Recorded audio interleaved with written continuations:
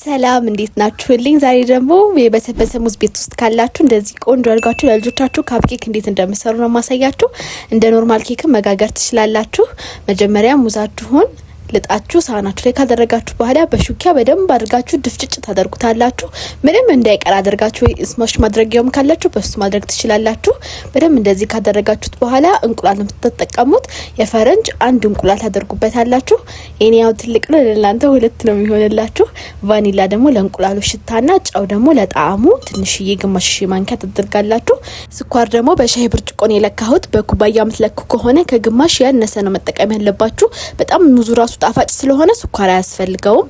ዘይቱንም በስኳራችሁ በለካችሁበት እኩል ሩብ ታደርጉታላችሁ።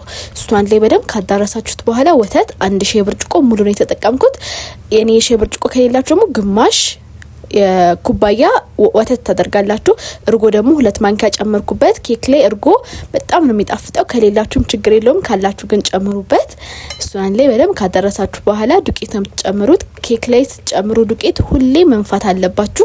ስትነፉት ነው ውስጡ ልስልስ ያለ ክፍት ያለ የሚሆንላችሁ። 2 ሻይ ብርጭቆ ግማሹን ወደ በኋላ ነው የጨመርኩት። አጠቃላይ 2 ሻይ ብርጭቆ ከግማሽ ፍርኖ ዱቄትና 1 ማንኪያ ተለቅ ያለው ሞላ ያለ ቤኪንግ ፓውደር ነው ያደረኩት። እሱን አንድ ላይ ንፍት ተደርጎታላችሁ። እኔ የምጠቀመው ብዙ ጊዜ ተጠይቄ ነበር ቤኪንግ ፓውደር ምንነቱም ተጠቀሙ። ይሄን ቤኪንግ ፓውደር የምጠቀመው አይነት አለው። አንዳንዴ ገዝታችሁ ራሱ አዲስ ላይ ነፋላችሁ ይችላል። ይሄንን አይታችሁ በዚህ መልኩ ግዙት። ከዛ እንደዚህ ቀጠን ስላለብኝ ከግማሽ ብርጭቆ ትንሽ የከፍ ያለ ዱቄት ድጋሚ ጨምሬ አሁንም ነፋሁት።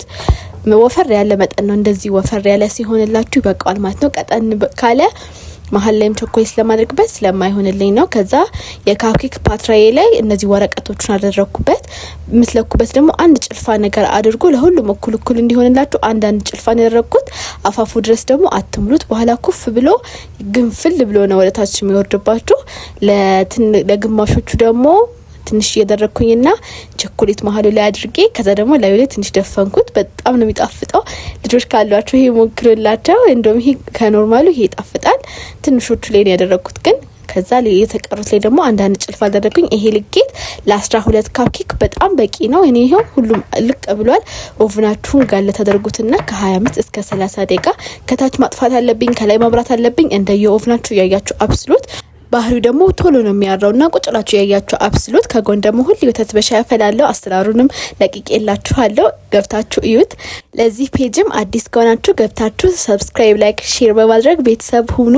ለምሰጡኝ አስተያየት ሁሉ በጣም አድርጌ ነው ማመሰግናችሁ። ሰርታችሁ ከሞክራችሁት እንግዲህ የመጣችሁ አሳውቁኝ። ወዳችኋለሁ። ቻው